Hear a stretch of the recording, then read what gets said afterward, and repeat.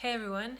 So I've been thinking, and I feel like there's a calling for me to make a story of my disfellowshipping, and my main goal for this video is to allow people to see that there is light at the end of the tunnel, and I want people who feel alone to not feel alone, because I know what it's like to be disfellowshipped.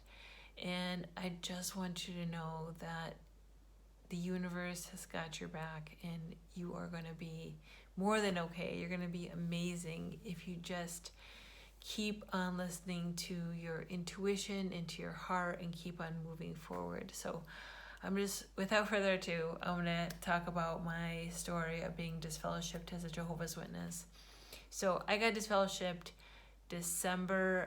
the first week of December 2011, and I'm just going to rewind back to talk about why I got disfellowshipped and the story behind that. So I was married to a Jehovah's Witness for a month shy of 8 years, who was extremely insecure, and his insecurity turned into him being very controlling over me. And the controlling just didn't get any better. And like every guy I was talking to, he was saying that I was flirting with him. I really didn't have any friends. It was just a lot. It was a lot. And I never felt like I was good enough. And everything I said, I felt like it was stupid. And yeah, it was on and layers upon layers. And it got worse in the years that we were married.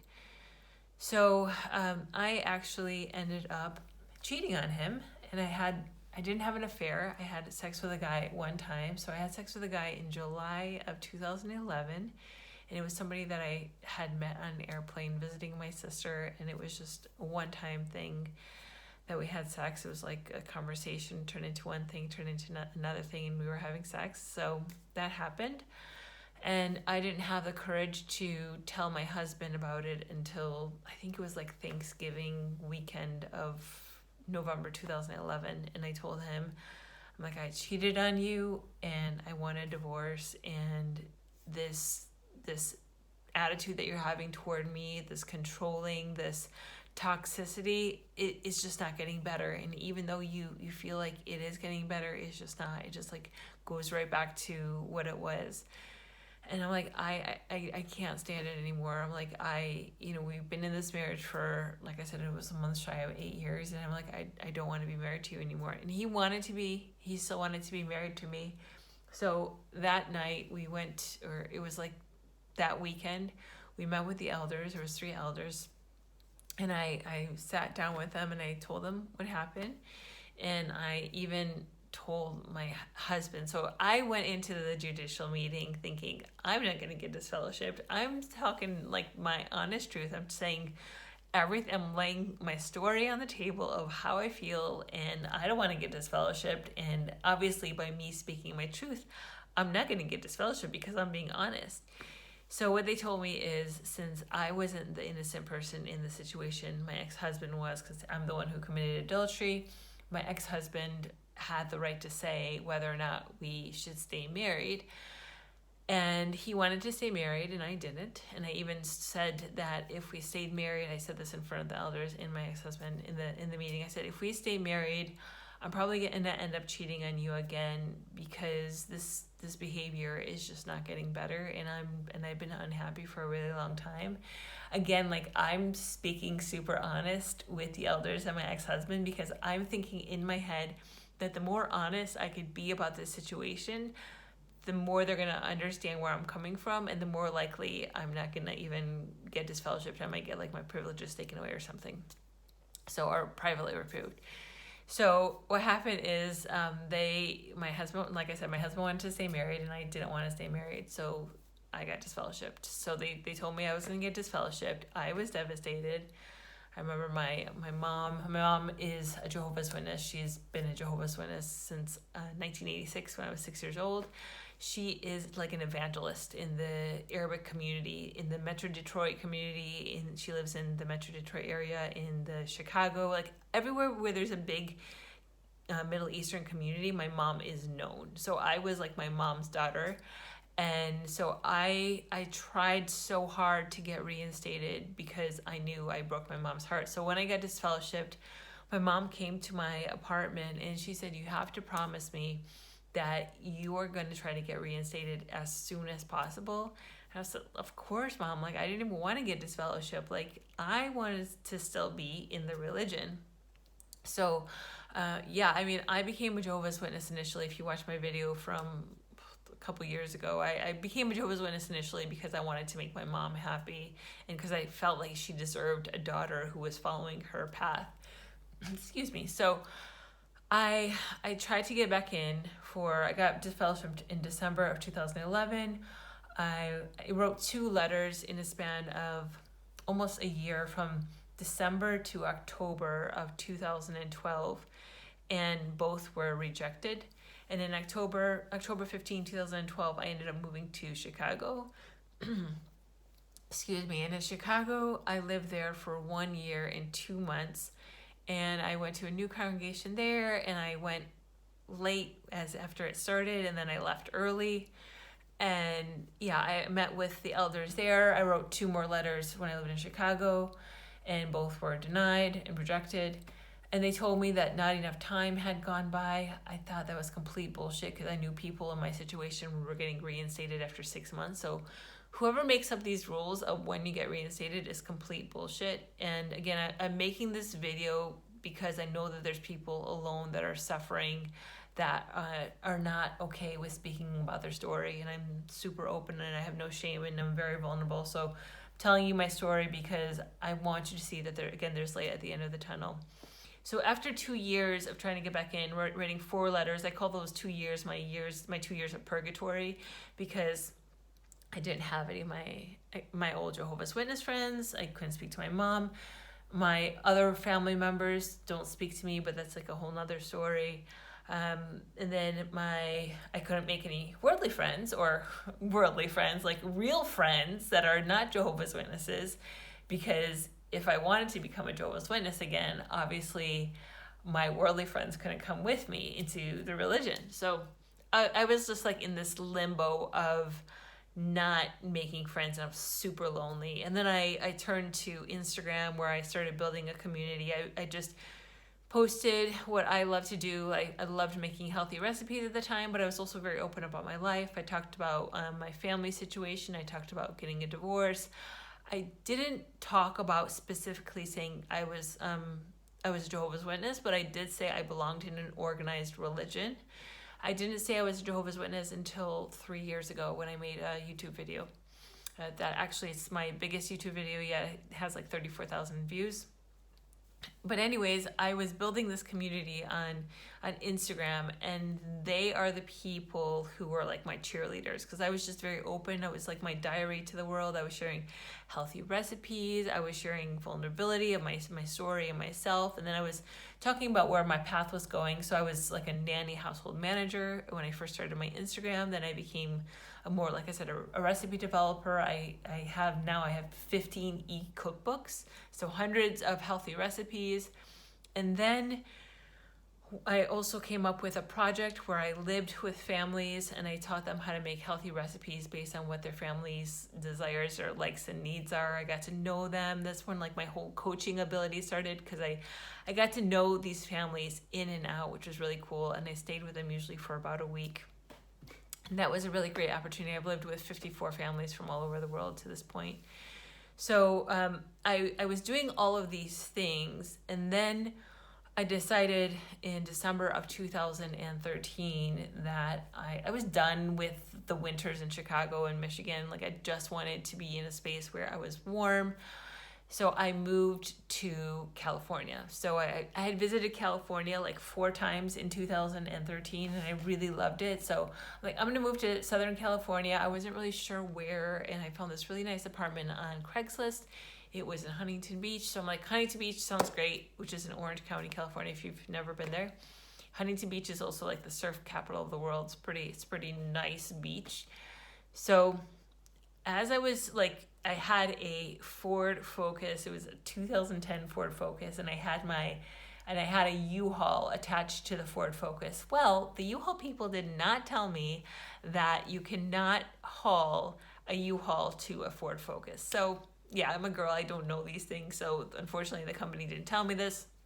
So about 60 miles into my drive from Chicago to California, it was like a snowstorm that day too. It was December 26th, 2013. It was crazy amount of snow. So my car on the freeway, the engine blows up and it just stops running. So I pulled over, and fortunately there was like a hotel nearby, like a extended stay, and then there was a Ford dealership about a mile down the road. Very, very fortunate, because it was in a very rural area of Chicago, like I said, like a 60 miles outside of the city. So I was just like, oh my God, I don't even know what's going on. Unfortunately, the dealership was closed, so I knew I had to take my car there in the morning. So when I got to the dealership in the morning, they told me that my engine was just gone. And in that time, it was like an hour I was in the waiting room. I called my ex-husband because I hadn't spoken to him, first of all, in like a year and a half.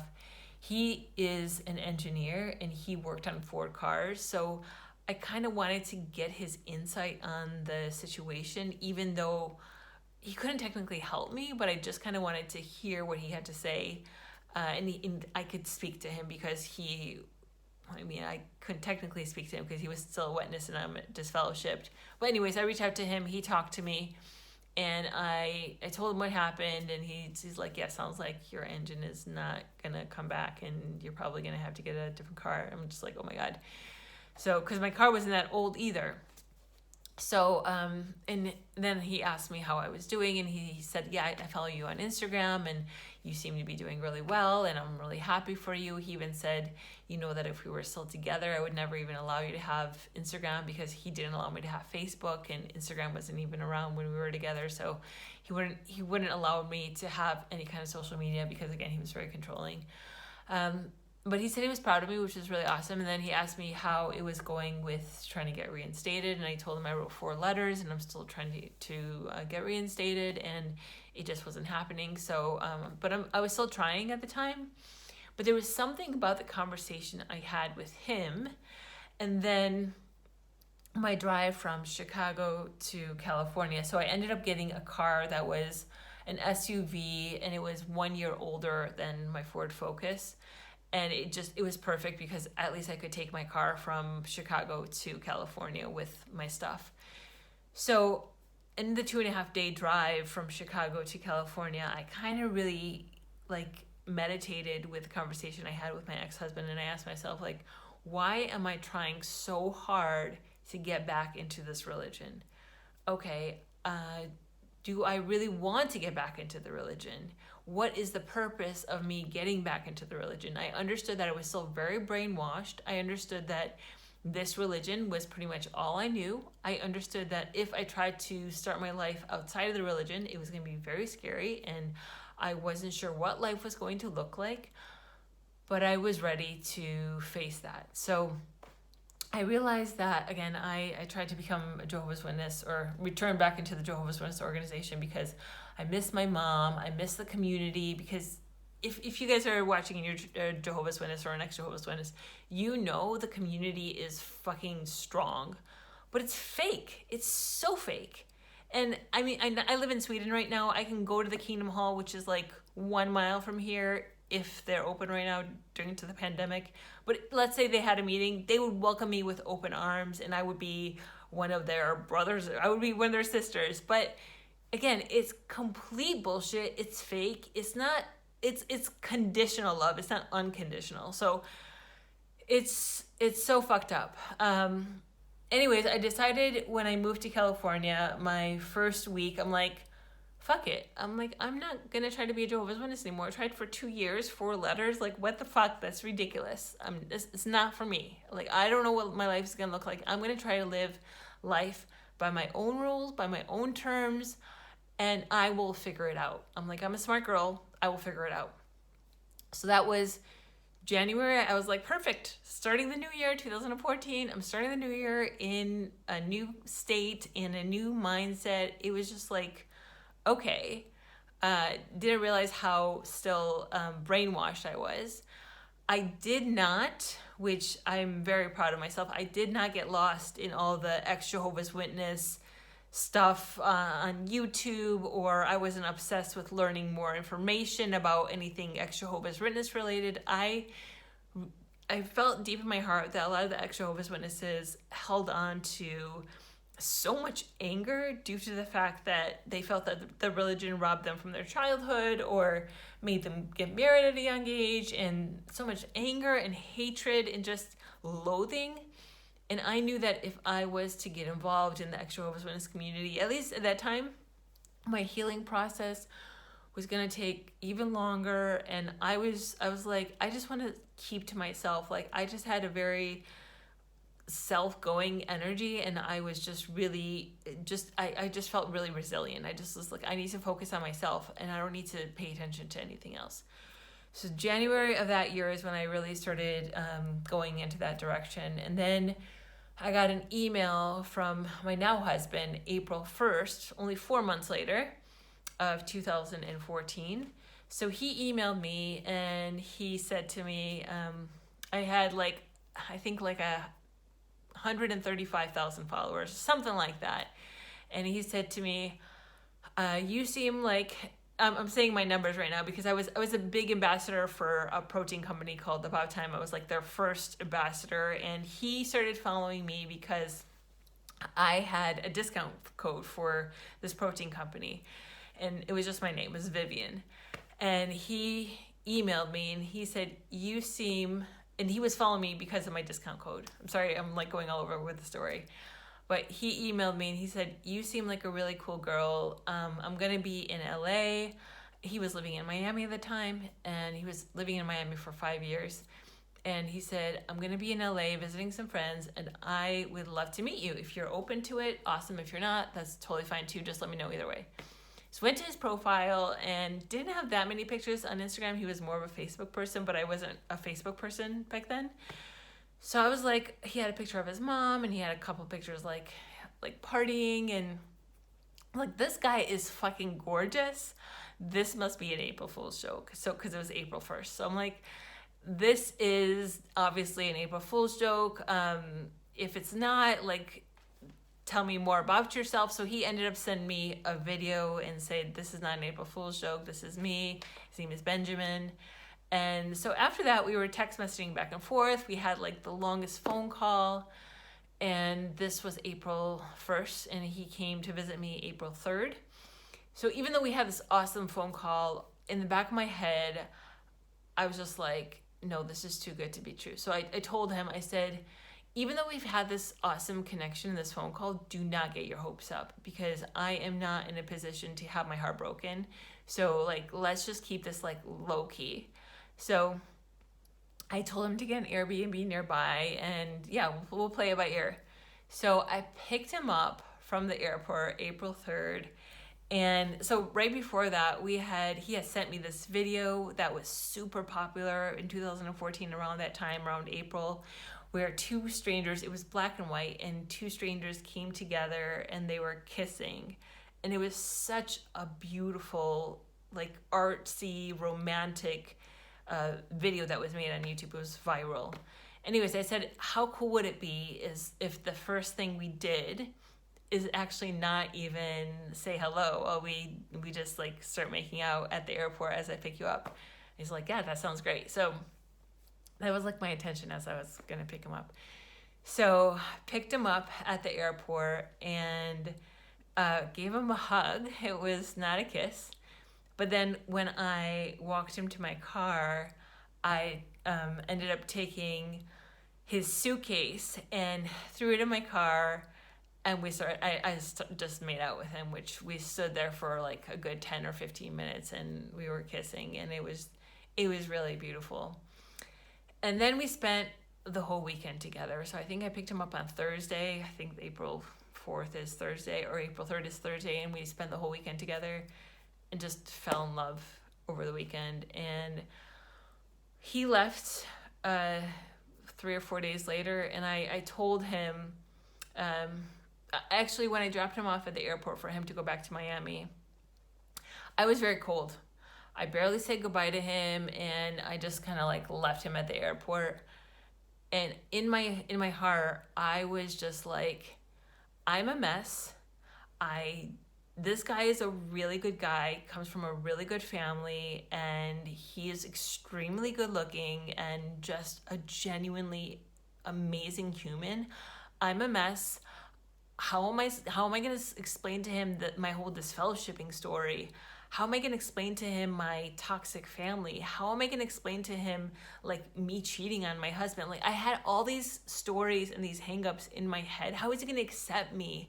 I felt so unlovable, and I was just like, I don't feel like you want to be attached to me, is how I was feeling, and I projected that energy to him. So when I dropped him off at the airport, I was very cold, and I was just like, you don't need me. You don't need this mess.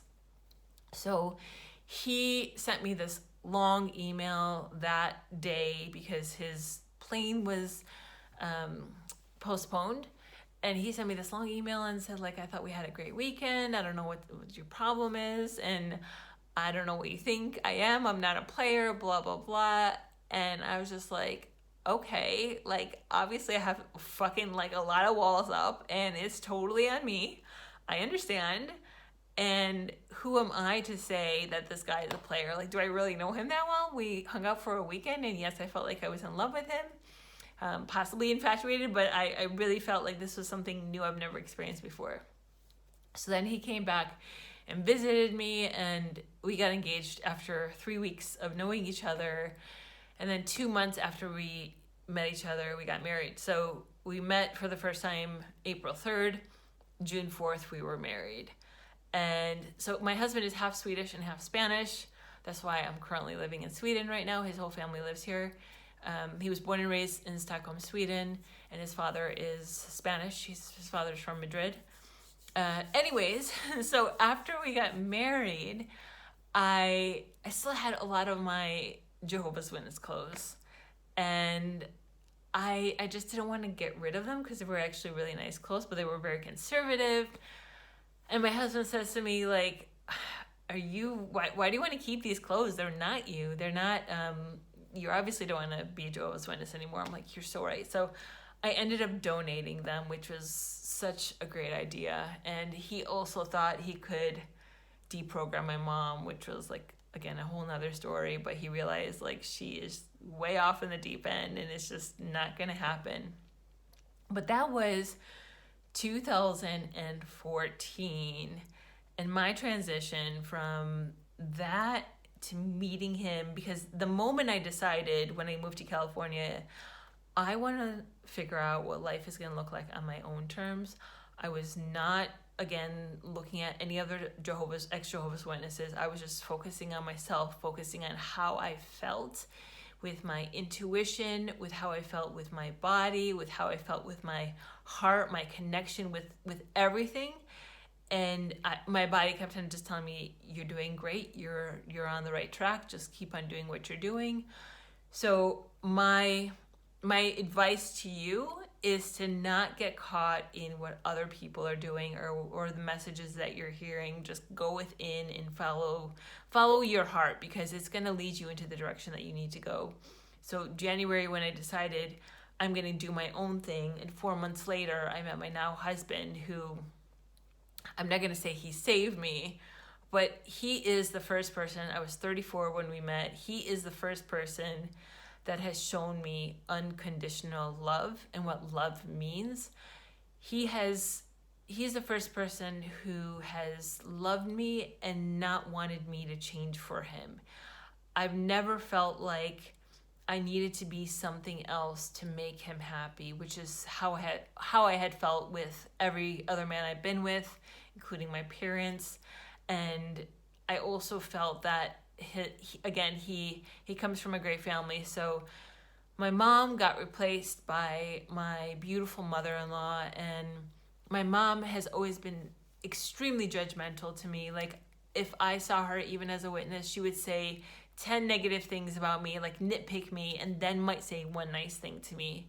It might be a Middle Eastern thing, but that was my mom. And yeah, I haven't spoken to her. December will be 10 years. It will be my 10-year disfellowshipping anniversary. And my mother-in-law is just like this warm, beautiful, loving, amazing woman, and I feel so grateful for her. I have an amazing brother-in-law here in Sweden with his husband and 2 beautiful kids that I feel so honored for being part of their family. I also have met some absolutely incredible people in the time that I've been doing my healing journey that I've been able to connect with here in Sweden. I was living in Costa Rica for 3 months.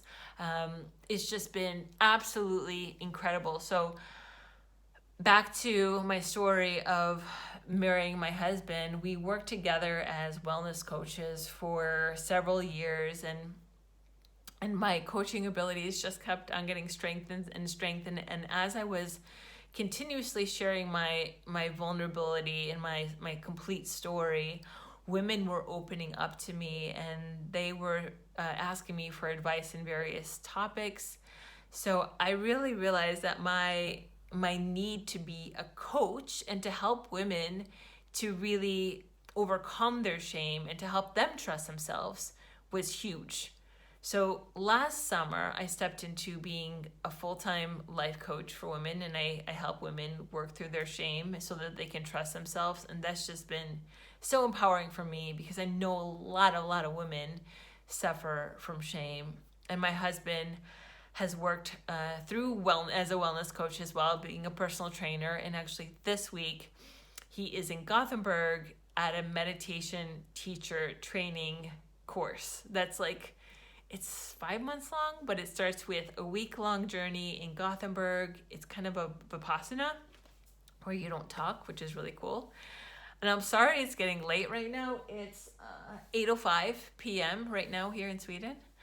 So yeah, that's my story. I'm in such a good place right now, 10 years after my disfellowshipping, but it took me having the desire, first of all, to find out what makes me happy. So I got really curious with myself, and I just kept on following that path. Continuously asking myself, what is making me happy? And I kept on going down that path. And if you go down that path, I can guarantee you that you are going to eventually find out what's going to make you happy. And if you are in a place where you don't know what to believe, or if you're not even sure if you believe in anything, I'm also here to tell you that it will all make sense one day. And wherever you are right now is totally okay. You just have to be okay with that and practice self-compassion, because self-compassion is something that we didn't have as Jehovah's Witnesses. So it takes time. My 10 years after disfellowshipping, don't compare that to your 1 year after disfellowshipping or leaving the organization or wherever you are right now. It takes time. And even if you read all the self-help books out there and watch all the best documentaries on how to be your best self, you cannot rush it. Time is so valuable to you as you are healing and going through this layer of yourself. And to let go of the anger and the resentment that's attached to being a Jehovah's Witness, that is huge. If you are still angry at the religion and still feel a lot of resentment toward it, your healing journey is going to take so much longer. And I'm not saying to not be angry and hateful, but I'm just telling you right now that it's going to prolong your healing journey. So I'm saying all of this story to you in hopes that it touches you. It allows you to see that life can look completely different than where you are today, where you are tomorrow, and it can just turn into this beautiful, abundant amazingness that you had no idea. So in December of 2020, which was just last year, where I think today's September 1st, 2021. So right in the midst of all the pandemic, my husband and I decided to sell 98% of our stuff. We packed all of our things in 3 suitcases and 2 backpacks and moved out of California. We were living in Los Angeles at the time. I lived in California for a total of 7 years. I lived in Orange County for 2 years. I lived in Los Angeles for 5 years. In December 15, 2020, my husband and I moved out of LA, and we sold all our stuff. We did not have a storage unit or anything like that. I sold my car. I don't have a car for the first time in my adult life. I'm 41 now. We lived in Spain. We came December 31st. We came here to Sweden. We celebrated Christmas and New Year's here in Sweden, and then we went to Marbella, Spain, and spent 1 month with my husband's closest guy friend, and we left our 3 suitcases here in Sweden. We were traveling for 6 months with just backpacks. We went to Marbella, Spain for 1 month. We were in Costa Rica for 3 months, which we're going to go back in January. And then we were in Mexico for almost a month. And then we visited some clients in the US for 2 weeks. And then we came here to Sweden. So we've been here in Sweden for almost, I think 4 months now. Actually, I think next week will be 4 months. Yeah, we're going to be here till the end of the year, and then we're going to go to Costa Rica. So our goal is to spend winters in Costa Rica and then summers here in Sweden, because summers here in Sweden are just so beautiful, so beautiful. And so green, so lush, and the people are so warm and beautiful. Actually, the people here are very opposite of the U.S., where the people in the U.S. are very nice to you at first, but then they can be very standoffish or ghost you. So the people in Sweden they can seem very cold and standoffish at first, but once you get to know them and you really show genuine interest, you have a friend for life. And the people here, once you get to know them, are absolutely incredible human beings. They're the best humans I've ever met, ever. So yeah, I love living here, and it's just been so great, but it's getting super dark now. So I hope you found a little bit of insight and inspiration from this video, and yeah, I'll talk to you guys later. Much love.